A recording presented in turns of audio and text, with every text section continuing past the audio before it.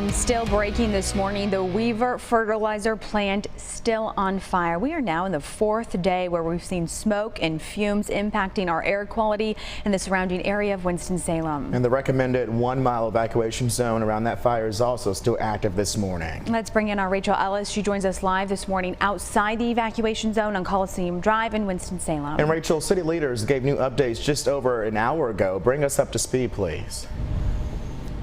Devontae, Audrey, good morning to you both. Well, right now we're still in this waiting period. We asked fire officials during that press conference if people who have been evacuated who live within that 1 mile radius of the Weaver fertilizer plant will know when they can go back home. And right now there is still no timeline, no parameters as to when this situation will be deemed safe for folks who live within that 1 mile radius. Right now there is still a risk of explosion and there is an active fire. The biggest difference that we're seeing this morning compared to yesterday is the weather. I know it's raining right now. It's been raining overnight. So fire officials say the good news there is that water has been going down on that site. But the bad news is the smoke is blowing closer to the ground, which poses increased risk for health concerns as people are breathing in those possible toxins a bit easier this morning. And due to the weather, drones have not been flying. They were flying yesterday, but again, because of the weather, that hasn't been a possibility. So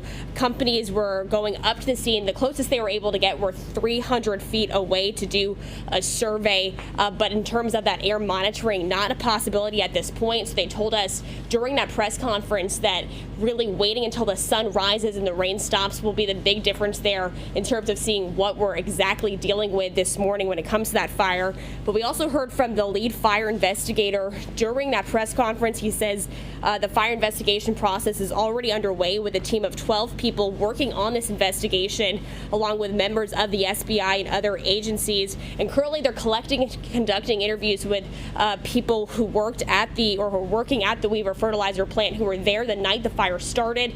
And here's what he had to say about this multi-agency effort to help this fire investigation process.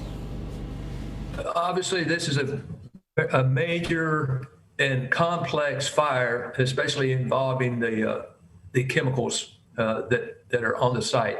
And that's why we enlarged our investigation team to bring in experienced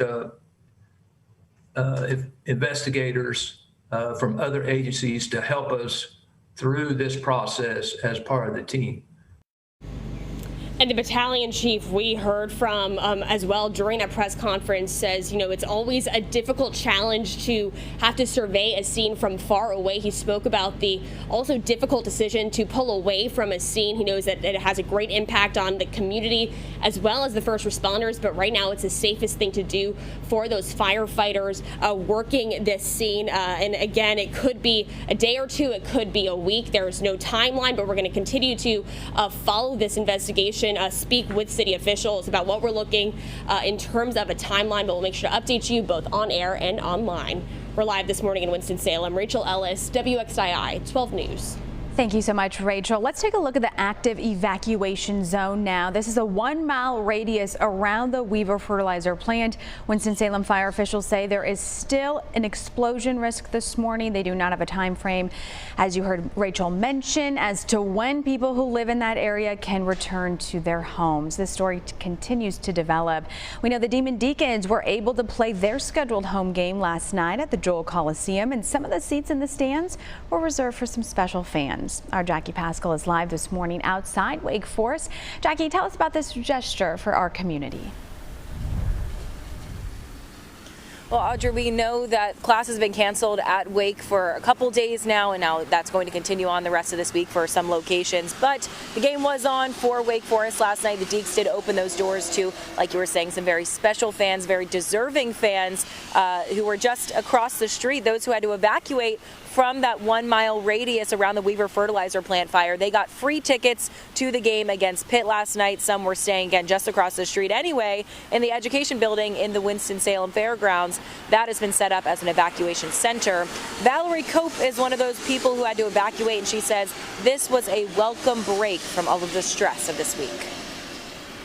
I get to see my children laugh. They're having a great time. They're thoroughly enjoying themselves, and this is their first basketball game. So it's really great to give them that experience and be away from the evacuation center.